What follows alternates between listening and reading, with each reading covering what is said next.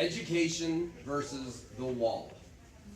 Marvin, you were to pick a controversial topic, and I think we can all credit you for not just picking a controversial one, but left to pretty far right.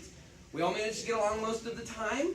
However, when you bring up a controversial topic like this, you may be apt to get some tough questions at the end. And Scott took on an interesting role from the perspective he took.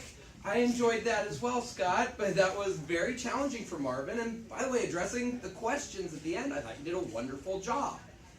One thing I would say about the topic, though, is that I wasn't quite sure what the topic was until a good bit into your speech. You talked early on about technology, and it was a really good opening, drawing us in and talking about, I have a secret.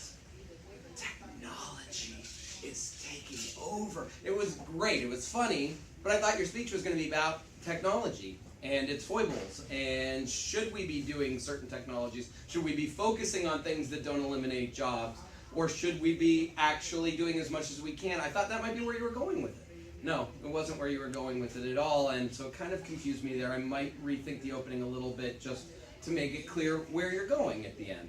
You were reading your notes a little bit, and I don't want to get too deeply into that. I do think a visual aid could have helped, especially with all of your statistics. When you were talking about terrorism and what a small proportion it is, a nice pie chart that showed all the deaths that we had last year and that tiny little piece that was due to terrorism would have been a really interesting visual aid. The other thing that would have helped a little more, you did cite some statistics when it came to the reference points, like the CDC said that we had 600,000 deaths, but you didn't really tell us where you got the number like 15 billion that immigrants are generating.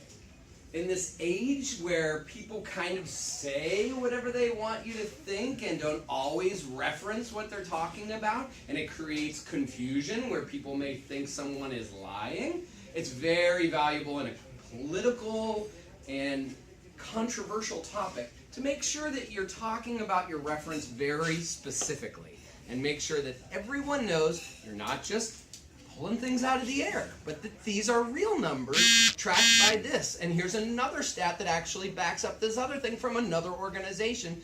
It will help make your controversial topic at least a little more grounded in numbers. Your opinion on it is still an opinion, but at least the facts you're referencing are very clearly made.